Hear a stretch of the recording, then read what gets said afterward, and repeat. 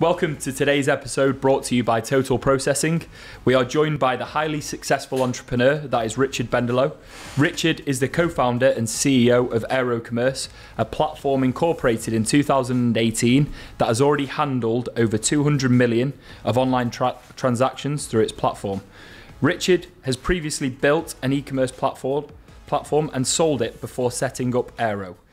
He now has plans to accelerate the growth of the business by increasing their workforce along with their partner agencies.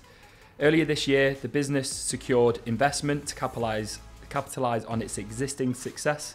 Welcome today, Richard. Thank you. Thanks very much for coming on. No problem. So it'd be great to understand how you actually got into the tech business. Well, I mean, where do you start really? I guess in about 1998, I think, myself, a friend of mine called Steve Meredith, and a friend of his called Dean Benson, decided to form a company which was then called Visualsoft and still is.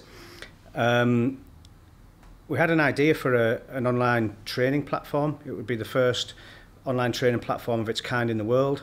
I'd been doing some kind of building some training courses for IT. I'd been using some websites that were back then transacting to make money, so credit cards were being passed over.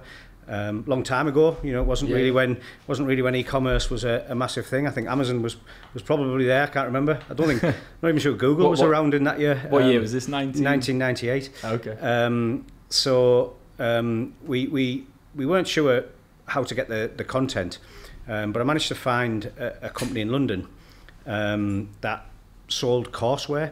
They were actually called the Courseware company, and I contacted them and said, like, we'd be interested in taking their content online, if we could do like a partnership deal, revenue share deal, and they agreed to meet us in London. So me, Dean and Steve sort of, you know, went to Darlington Station, realised we didn't have any business cards, and lo and behold, there was a business card printing machine in the train station, like there used to be back then, and we created our business cards and our business effectively, you know, in the train station in Darlington. We jumped on the train, went to London. We were meeting this guy in a place called the Institute of Directors. We didn't have a clue what that meant. We got there, and it was this massive plush building, and I don't know if you've ever been to the Institute of Directors, but when you go in, there's like a staircase, and it's got like a 30-foot painting of the Queen at the top of it, and nice. We were like three lads from Middlesbrough thinking we're out of place here. We met the guy, and it was pretty cool, you know, and he was like interested in the internet. He hadn't really kind of considered putting his content on the internet, and we came up with this kind of way of doing it, and he was all for it. He was, you know, we were lucky, I guess. Do you know what I mean? Yeah. You know, we kind of, he had 550 training courses that ranged from using Microsoft Windows to Microsoft Word to some programming courses. So we basically took them back and worked out a way of digitizing them and getting them, because they were in Microsoft Word, but we needed to fully protect them from being printed. That was his business. If somebody basically took all them courses and printed them out, then his entire business was in somebody else's hands. So we found a way to protect them, to deliver them, and we were all programmers at the time. We were all kind of working for ICI. We were all you know, contractors, so we all kind of, you know, knew what we were doing. You know, but we built this online platform for training using this guy's content. So we had the technology now, we had the content, and then we tried to find how these other companies were doing transactions, how they were kind of putting credit cards in. Came across a company called WorldPay, which back then probably wasn't anywhere near the size they are now, and learned how to implement WorldPay as a payment solution. So we had all this content. We had a website to deliver all this content. We had logins back then, you know, and this is a long time ago, and we had credit cards. You know, so that was our kind of, I suppose, our first foray into e-commerce, really. You know, we were transacting because we were the first in the world really to do that. It got quite big quite quickly. And this was all through online courses then? Yeah, we started to understand how search engine optimization worked. We white labeled it for other companies to use our our technology and payment solution through their website, so they could leverage their traffic, but obviously have their branding on it. You know, we very much kind of understood when pay-per-click first came out. So when pay-per-click first came out, it was a company called goto.com, and you could get clicks for 1 cent. Really? Yeah, and thousands of clicks for that price.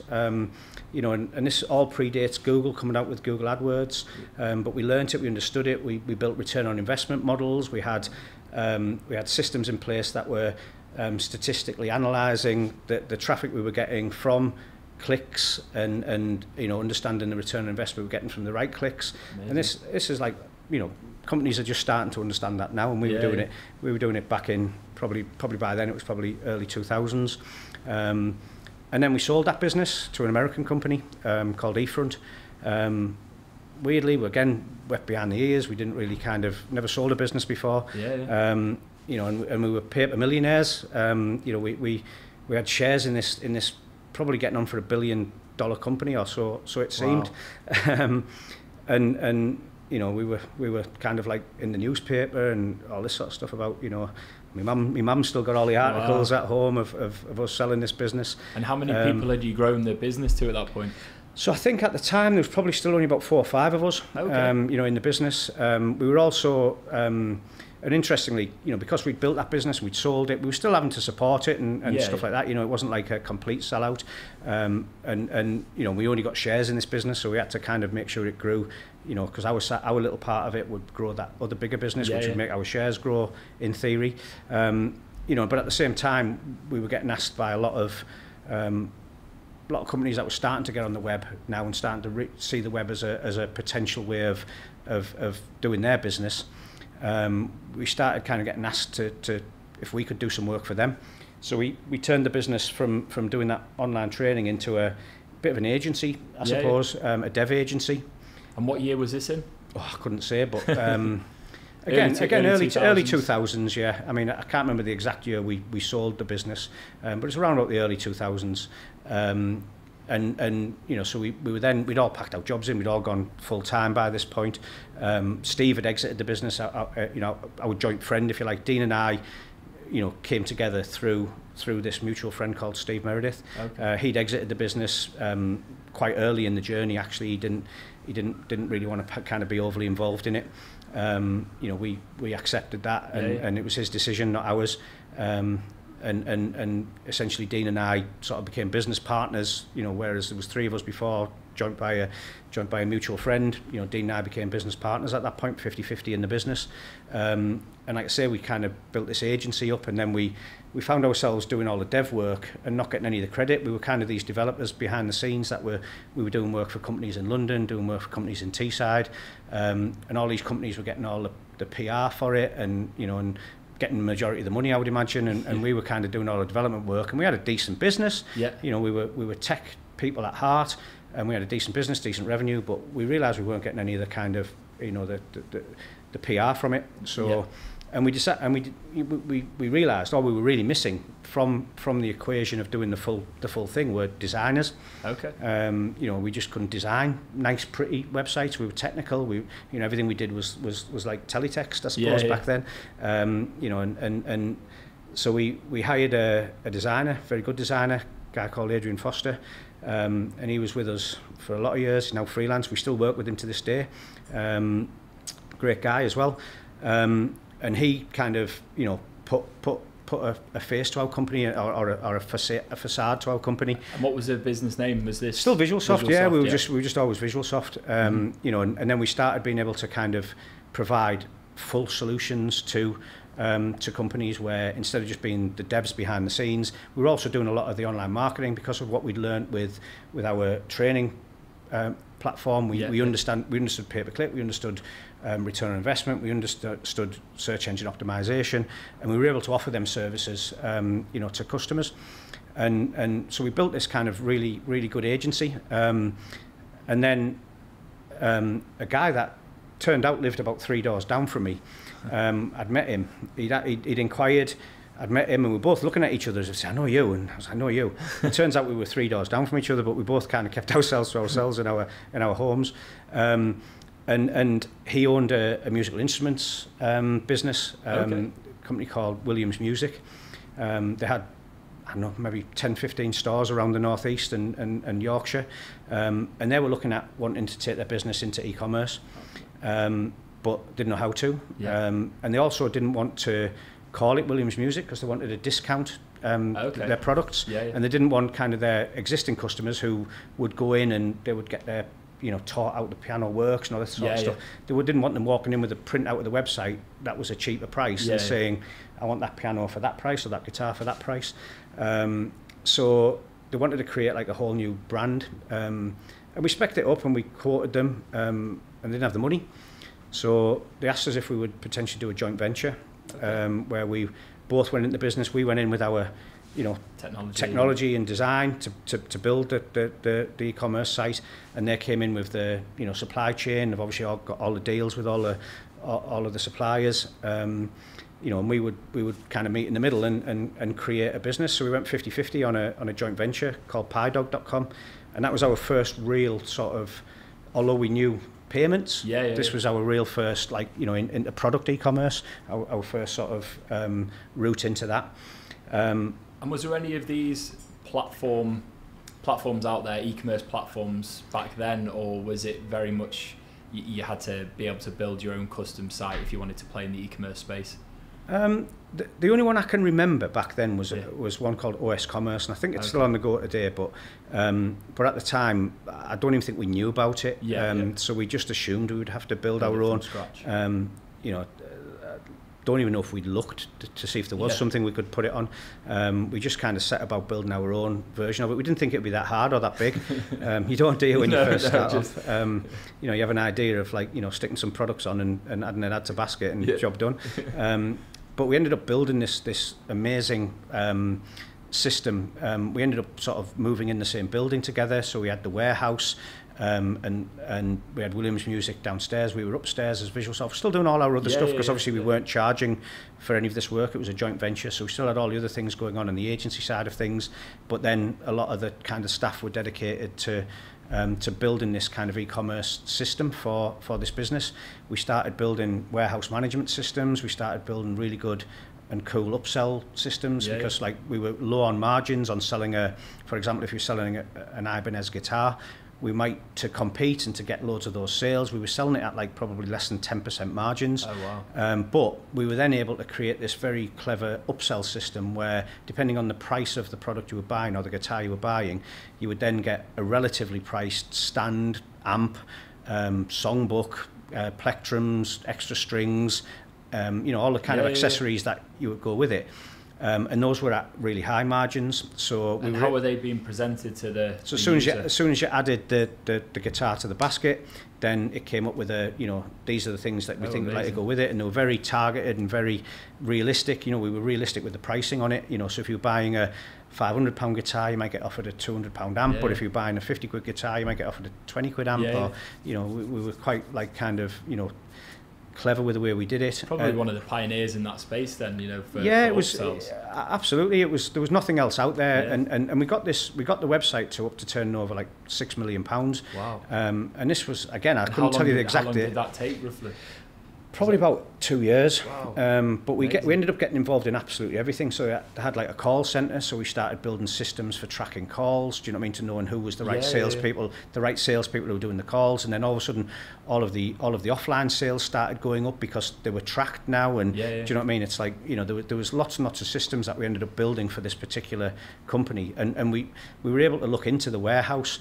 And we could see the people who were kind of picking the products. We could see them sort of zigzagging all over the warehouse, and we were like, hang on, if the pick lists that we give them were actually in order of the warehouse, we would save time and efficiency. Dean had kind of started working with a barcode scanning company, so to get rid of pick errors and things like that. Do you know what I mean? We built, Dean sort of spec'd up and built a system for scanning the barcodes once it's all been done to make sure that, and then scanning the barcodes on the products to make sure you weren't getting picking errors.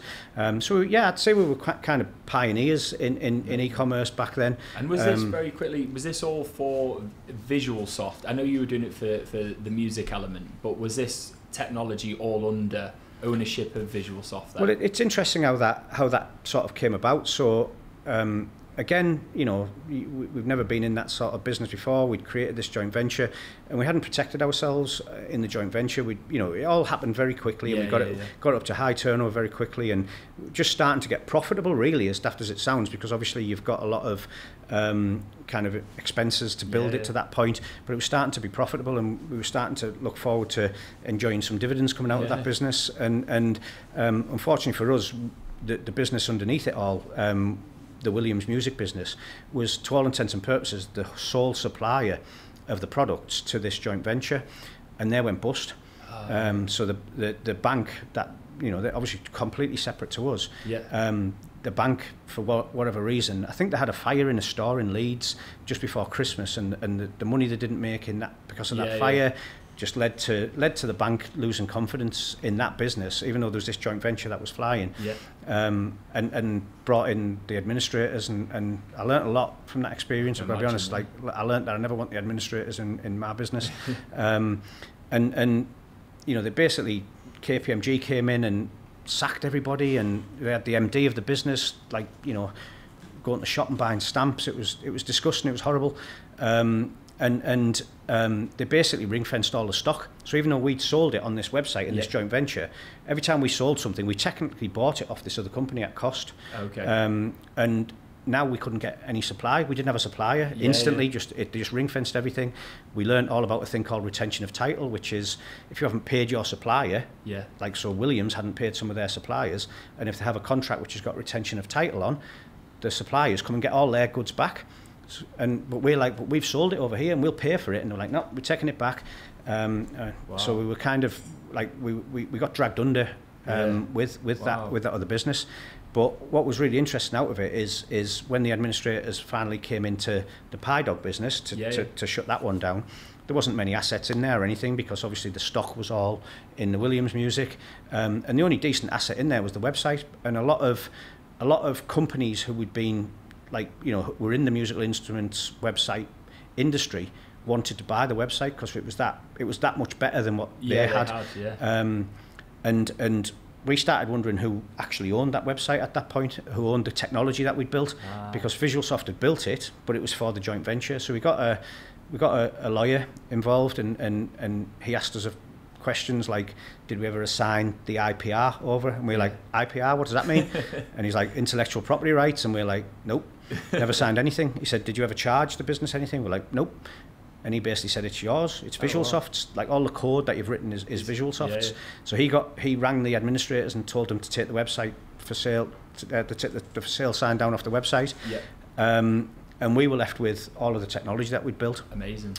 And does that include all the WMS? Everything, absolutely. Everything that we built was all ours. We'd done it all. We didn't even have any help from Williams, really, other than product. That's all they were there for, ultimately. You know, so we quickly kind of, you know, took what we'd done, stripped out some of the very specific stuff that was specific to our business, and created a platform for others to use. So we started then selling that particular platform that we'd built into other retailers. Do you know what I mean? We knew we had something that was at the right place at the right time. E-commerce was just starting to kind of become a thing that traditional stores on the high street were looking at using. You know, it wasn't just limited to your Amazons and of the world. It was you know, starting to become something that people wanted. And you know, we just, you know, you've got to be lucky, and you've also got to take your opportunities. And the opportunity was there for us at the time to have something that nobody else had, really, through adversity. You know, if that other business hadn't gone bust, we wouldn't have thought of starting to sell this as a platform.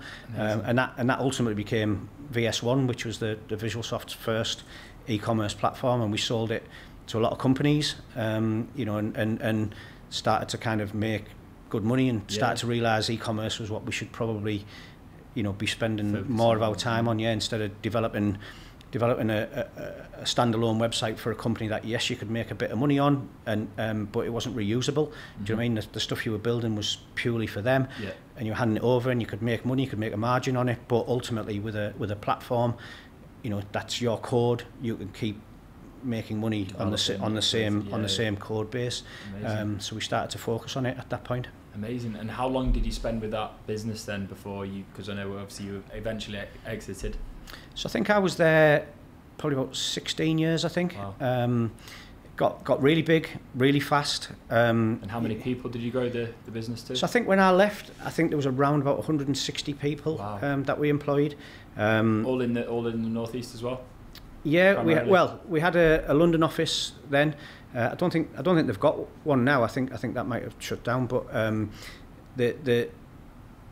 again, through opportunity, there was a guy that we were working with a retailer who told us he was moving to London, and we were keen on having a base in London, and we were maybe just going to kind of travel up and down there. Had a lot of clients in London. We were maybe just going to kind of set something up where we had a decent base, but he wanted to come and work for us, and we got him to speak to the retailer in question, his boss, and said, look, he's going to London regardless. Do you know what I mean? Like, we'd like to hire him, but we're not the type of people who just take staff away from businesses that we're working with, and it was all pretty cool. And he basically, a guy called Ed Harries, he's still there today.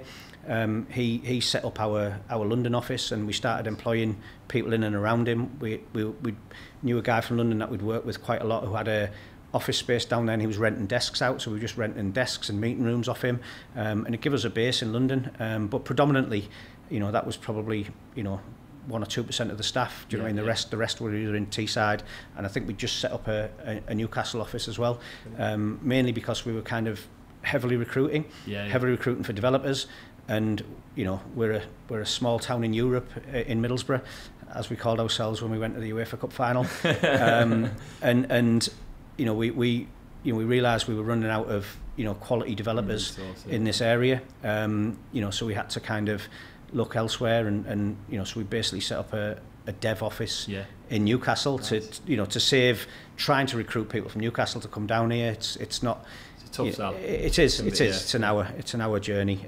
Trains aren't great. Public transport isn't great around this area. So we kind of put one of the guys who was coming from Sunderland, I think. He was travelling down to Teesside every day. It was easier for him to get into Newcastle.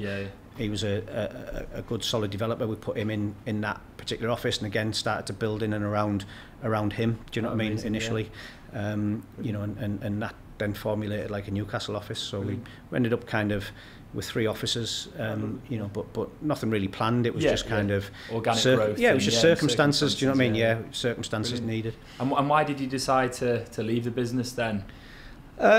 So I got to a stage in my life, we'd been courted by a couple of companies who were starting to kind of, again, suggest that the business was in a good position to maybe sell.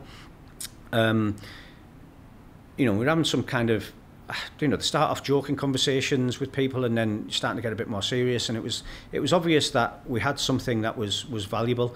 When you're so involved in the business and you're working so hard, you sometimes don't and we'd done it organically. We'd built everything organically. Every penny we earned went back into the business to hire more people. Didn't borrow any money. We didn't have any equity partners or anything like that. Amazing. Everything was literally just built from the ground up, and whatever profit we got, we either took out as our money, or we regurgitated in the business to bring more staff in and more customers and more marketing. So we started to realise we had something. So we Dean and I at the time spoke about the potential of selling the business, but we were at different stages of our lives. So I'd had my kids early. So my kids at the time, one of them was had gone to college, one of them had left home and whatever. So I was kind of if I was in a position to sell a business, I was free all of a sudden. Do you know what I mean? I didn't have kind of responsibilities all of a sudden for the first time in my adult life almost. Do you know what I mean? I didn't have responsibilities, so I was quite looking forward to selling the business. Conversely, Dean had only recently had kids, so he had his kids later in life. He's a little bit younger than me, but not much. So he had his kids later in life, and I don't know. Different places. So the conversation started about could we do a management buyout? And I was of the opinion, I don't really care where my money comes from, as long as it comes from somewhere. If you want to buy the business, Dean, and continue in it, then great. Do you know what I mean? It saved me a lot of warranties and things that an external company might put on the business, because obviously, if somebody buys a business off you who's not in the business, they're relying on you to say this contract's right, and so on and so forth, and do a lot of due diligence, but ultimately, nobody knows the business better than the owners. Yeah. So if one of the owners wants to buy the other owner out, then you get a situation where, although you kind of end up in a situation where you're negotiating with each other when you've been business partners all that time, and that's a little bit awkward. You end up in a situation where you don't have to exit the business or you don't have to stay in the business and do an earn out, and you don't have to exit the business with tons of warranties that can claw back potential money. So it was quite albeit I won't call it a clean exit. Yeah. In some respects it was a clean exit, and it gave me the opportunity to do some things I wanted to do in my personal life, and I did them things, and then decided to get back into business for some reason. That was going to be the next question. So you obviously, a phenomenal story there, to grow a business of that size, and especially a Northeast business. You don't get many technology businesses in the Northeast. Never mind an e-commerce platform like that. Not in Middlesbrough anyway. Well, yeah, exactly. Maybe Newcastle. Yeah, and why then did you decide to obviously start up again? Well, I'll blame that on my wife. One of the things I wanted to do when I exited the business was build a house, and I couldn't find the land to build a house. Not where I wanted to live, and not with the right sort of parameters and whatever. So I ended up buying a good-sized house that I gutted, and spent 3 years developing that house, and making it the house of our dreams. But lo and behold, we had sort of open fields out the back of us, and nice views onto the rolling Cleveland hills. And then all of a sudden, some developer decided they wanted to put houses out the back of us, and we don't have much say in that, I don't suppose, in the grand scheme of things these days. So we were kind of a little bit like, we've just spent all this money and all this time and and love and energy into this house. So I then sat at the kitchen worktop thing and started designing a new house. And there was a plot of land that I was kind of now interested in, and my wife was like, "What are you doing, Richard?" And I said, "I'm designing our new house." She's like, "You've just finished this one."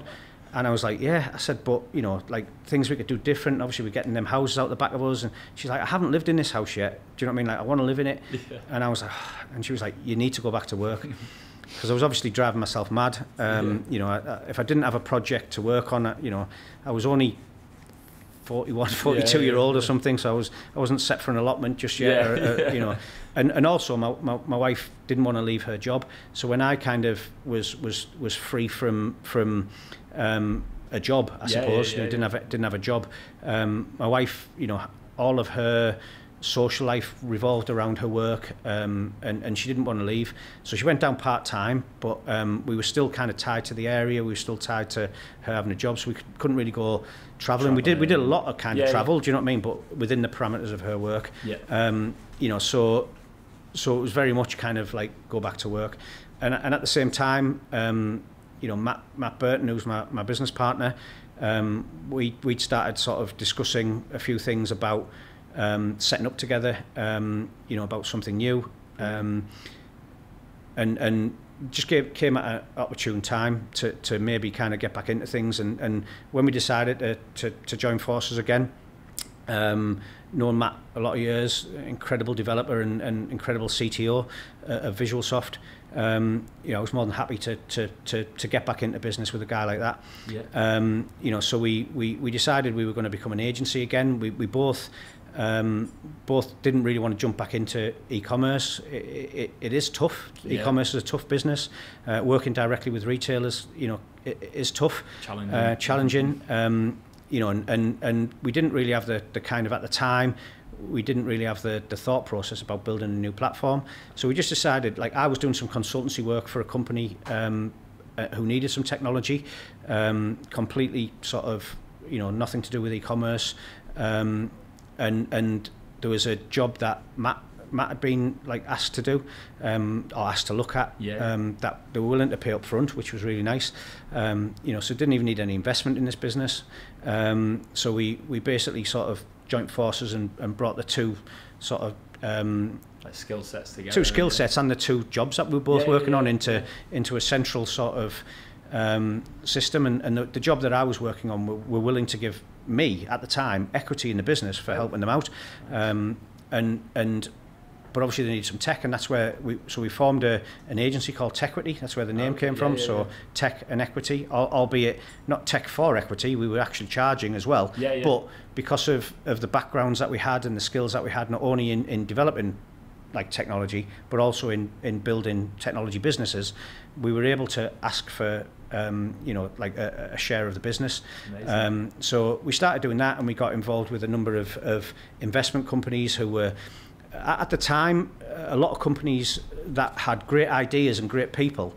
What was letting them down was the technology. So in a business environment where they were getting investment, they might be getting a couple of £100,000 worth of investment, and if there was no technology in the business, no technology skills in the business, outsourcing it is where that used to fall down sometimes. And if they've never managed a technology kind of business before, or spec'd anything out or anything like that, then these investors were losing their money hand over fist, not because of the people, not because of the ideas, not because of the business, but because the technology let the company down, and the business invariably failed.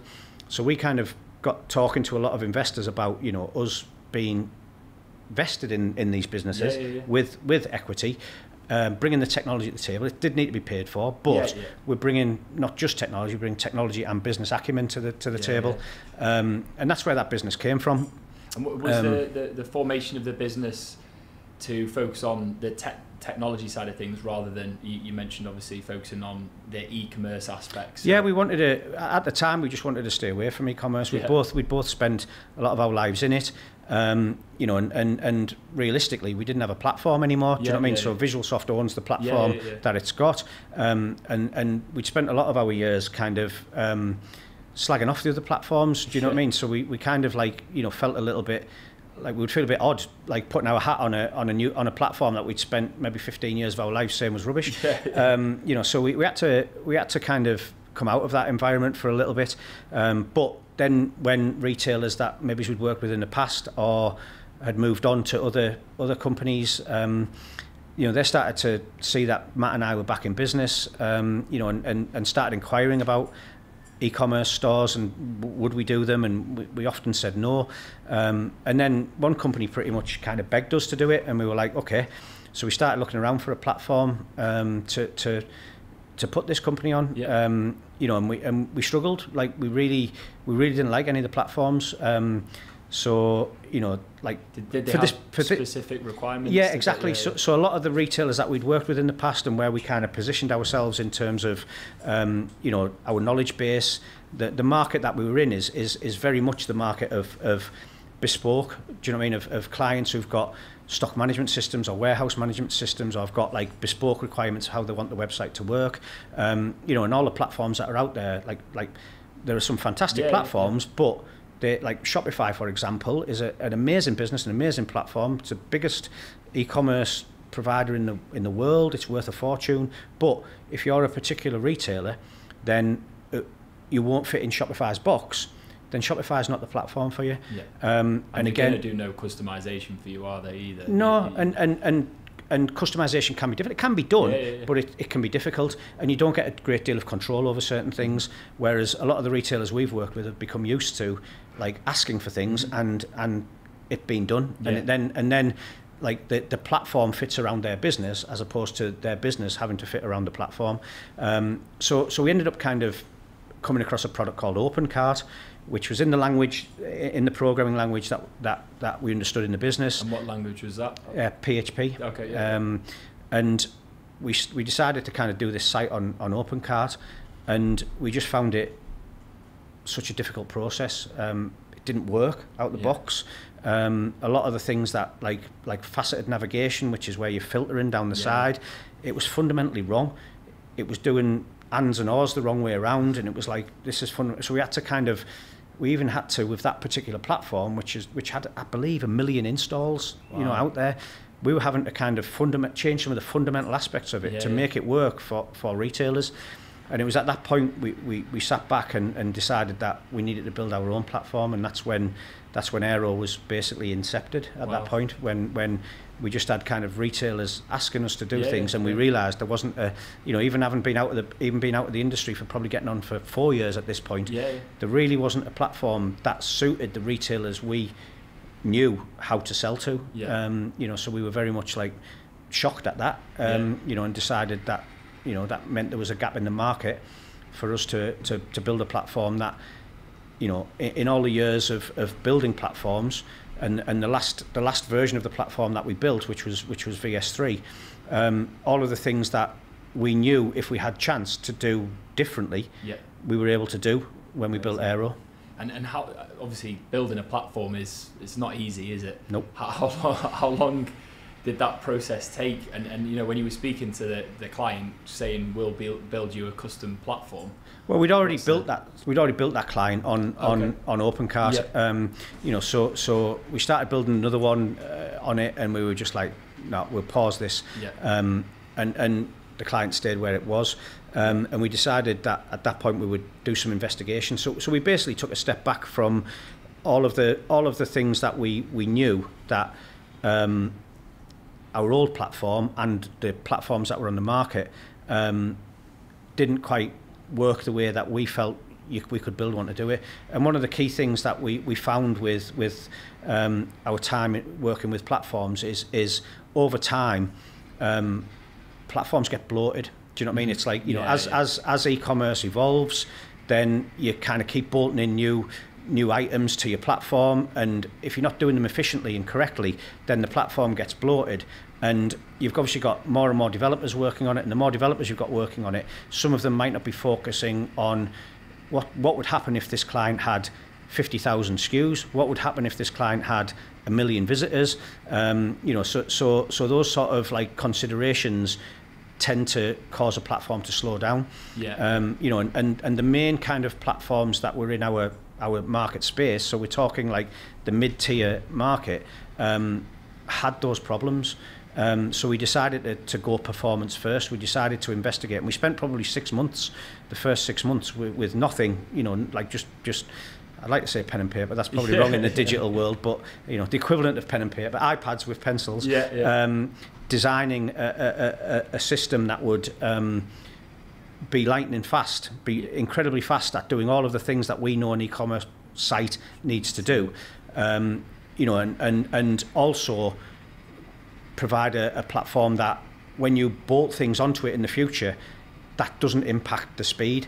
So, you know, because we knew, you know, ultimately as our platform grew and all these features kind of come in, that we didn't want to be bloated. You know, we didn't want these bloatware, as it's called, to cause our platform to slow down. So we spent 6 months in architecture, I suppose, trying to come up with a way of making it fast. Now, one of the key things, and one of the easiest ways to get a website to perform quickly is a thing called caching.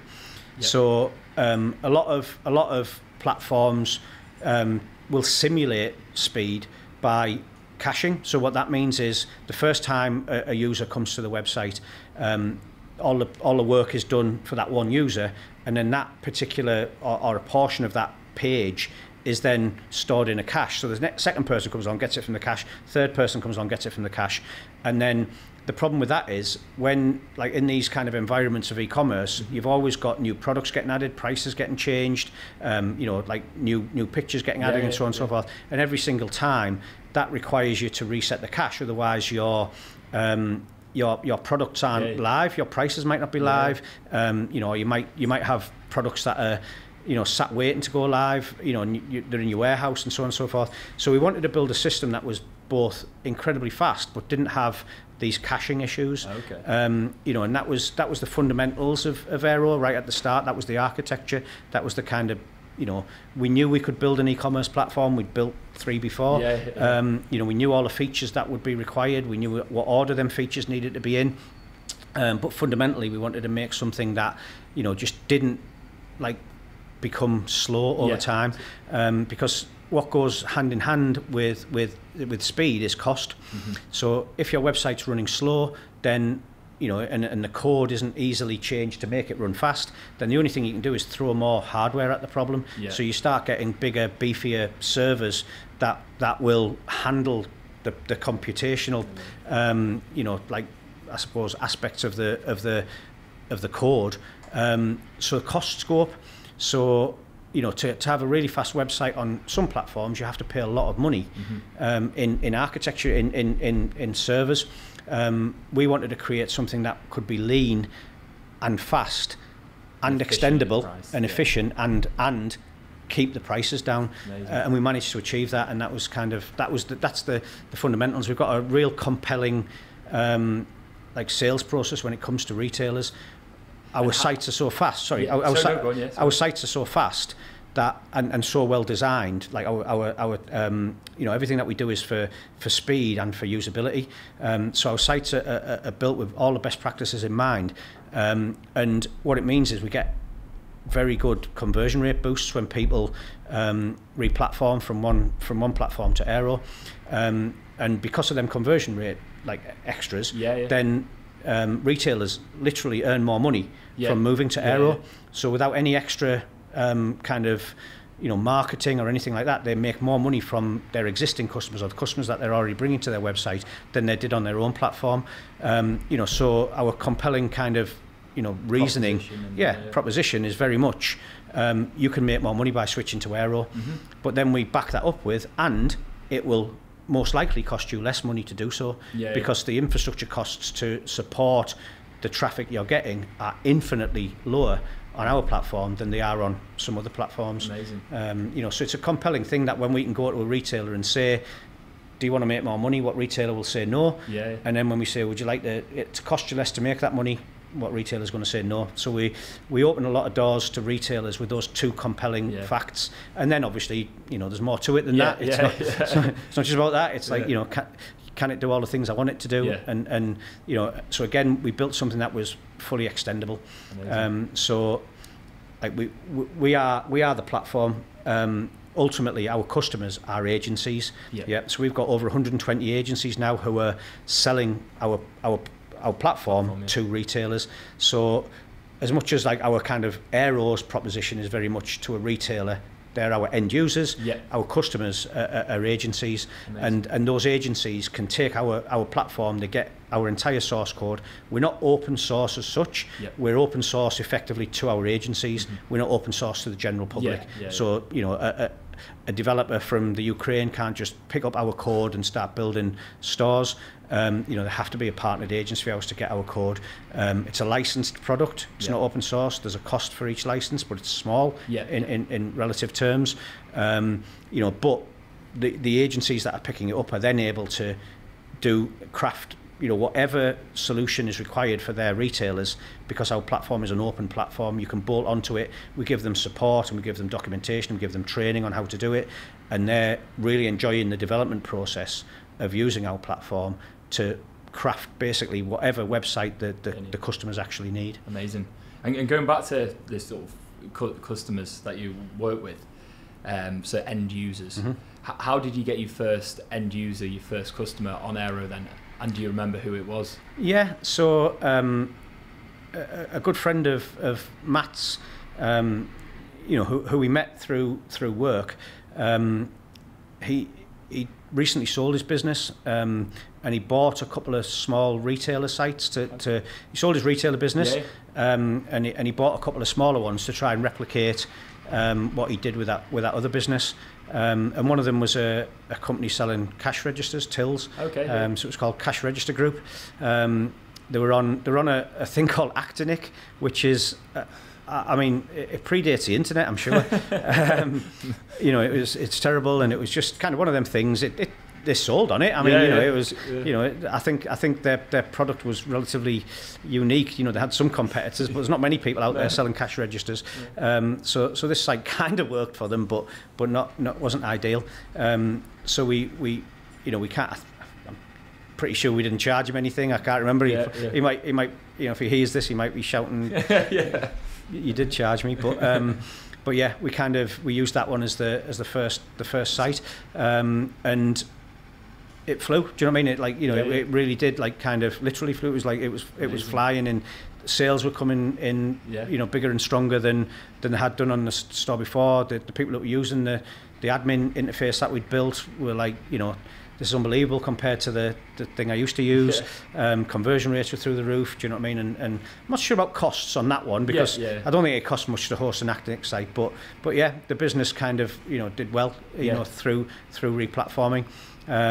So that became the kind of not a great poster site to start with, but it proved the proof of concept. Yeah, proof of concept. And then obviously we had some strong contacts, you know, who we knew weren't happy with the sites that they had. Do you know what I mean? So and what we were able to do with a lot of these sort of companies at the start who might not have wanted to replatform to something brand new is we would kind of set up like a sub-site for them. Okay. So a site similar or a small range of their products, and they could put some marketing to this one and prove the conversion rate between the two. Oh, wow. So they could keep their existing business, not lose anything in that business, but start up a new thing.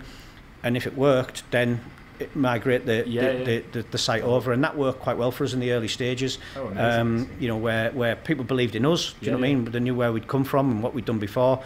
You know, but ultimately, you know, it's a big decision for a retailer to you know, take their you know, what was starting to become probably greater than 50% of their business away from something that, whilst they might not be happy with, you know, it has got them where they are, and it works, to something brand new. You know, so we were quite smart about how we did that. Do you know what I mean? We weren't looking to you know, basically tell businesses they should do this. Do you know what I mean? We pretty much kind of, you know, worked our way in and you know, got ourselves positioned quite nicely as a result. And then obviously, you know, that was getting on for 18 months ago now. Amazing. You know, and then in this industry, and as we've learned in years gone by, you know, once you get something and people know it's good, then people follow, and you know, that's what's happened. Do you know what I mean? And now we've got, like I say, over 120 agencies. And at the start, it was kind of like we were selling into these agencies. We were relying on our backgrounds, you know, as a look. It's us that's built this. Do you know what I mean? And we were playing on that a little bit. And some people were like, "Well, who are you? I've never really heard of you." And you know, some had heard of us, and they were like, "Yeah, I'll give it a try." And it was like, you know, "Yeah, let's have a look at it." Do you know what I mean? And now that worm has turned, and it's very much now like agencies coming to us. You know, we still do outreach to agencies, but everyone's heard of us now. Do you know what I mean? Everybody in that space has heard about us. You know, they've you know, we've actually got to a point now where there's some agencies, I think, that are starting to come to us because of the fear of missing out. Do you know what I mean? They're starting to see, you know, that we are gathering pace now. Do you know what I mean? And you know, there are lots of sites going live, and there's lots of agencies joining us, and our marketing really kind of, you know, shows that off. Do you know what I mean? We're proud of what we've done, and we like to talk about it. You know, we beat our chests a lot in that regard. You know, and we ended up with a situation now where, you know, we're not selling anything anymore. We're just kind of like, you know, if it's right for the agencies, and now we're being a little bit more selective with the agencies as well. You know, like we've learned, do you know what I mean, that you know, some of the agencies that we've worked with maybe haven't quite got the skills required to work on Aero, so we've simplified the product somewhat for those agencies. So we've spent some time making sure that, you know, if they haven't quite got the deep development skills that maybe was required a year ago, you know, we've made it a little bit simpler for those agencies to still build stores using our platform, but at the same time we've still maintained this incredibly powerful platform that the top dev agencies are now starting to look at. And you know, like one of our key sort of customer bases are Magento agencies. So agencies that traditionally have built stores on Magento are now starting to look for alternatives to Magento, because Adobe, you know, has bought Magento a couple of years ago. You know, there's a degree of nervousness around the Magento platform as to whether the open source one, you know, is going to be maintained and kept alive, and you know, and all these agencies that have kind of, I guess, you know, put their business in one basket with Magento, exactly, starting to realise that maybe, it'd be smart for their business to look to diversify and because we're built on the same underlying language, we're a more modern platform than Magento, in terms of technology, but we've still got the underlying language. There's not a huge kind of learning curve for these agencies to be able to develop for Aero. There's still a degree of learning. It's not some have got that skill. We're based on a framework called Laravel, which is a very, very popular development framework. Magento isn't based on that.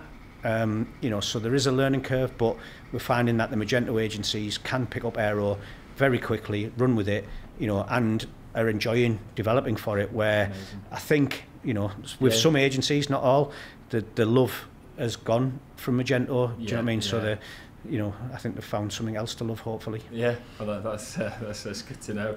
And I suppose one final question. I know sort of pressing for time here. Okay. The next 5 years, what does it look like for yourself and the business? So we've been on a development curve probably for the first 18 months, and we've started 18 months, the next 18 months.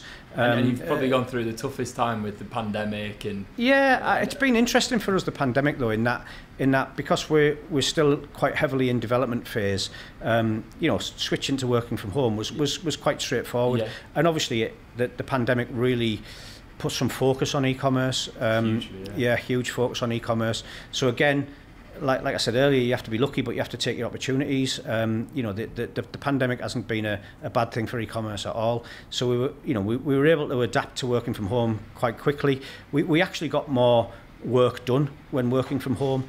What we didn't get is because we're kind of still in that development phase, and that we lost the dynamicism from working from home. Do you know what I mean? We all just got on with our jobs. We were siloed. We obviously had morning meetings and things like that, but we very much just focused on the work that was in the pipeline. When you're in an office environment, you bounce off each other with ideas, and ideas can be formulated. You kind of lose that a little bit when you're working from home, but you gain the benefit of more work getting done, especially when nobody could actually do anything. And a lot of developers actually enjoyed developing. So, whilst I would never advocate anybody working any more hours than they should, you invariably found that they did, because they enjoyed their job, and they had nothing else to do. So we got a lot done. But we're still in development phase. We'll always be in development phase. You'll never get out of development phase with an e-commerce platform. No. The industry is always changing and evolving, and there's always new things coming out. There's always new payment gateways coming on the market that you have to integrate with. So you're always in development phase. But we are a product now that people can use. So we're very much switching our focus now to more of a sales and marketing environment. So we've brought in some key people from a sales and marketing side of things. We've built all the processes now, and we're now ready to scale the business. So we're now at kind of scale side of this business. In the next 5 years, we've built the platform to be global. It's not a platform that is based on UK pounds, GB pounds, and the English language. It's agnostic to both of those things. Obviously, from starting this business, we've focused on the UK, but we're a global platform. So over the next 5 years, I see us going international. And in which territories next? Then, obviously, it's a difficult question, really, because the USA is difficult for e-commerce. Weirdly, the UK is like a perfect storm when it comes to e-commerce, because the size of the country and the kind of, I suppose, the size of the economy of the country, we're able to get a product from Land's End to John O'Groats within 24 hours. We haven't got inter sort of state taxes or anything like that to worry about. We haven't got interstate laws where things, in one state work but in the others don't.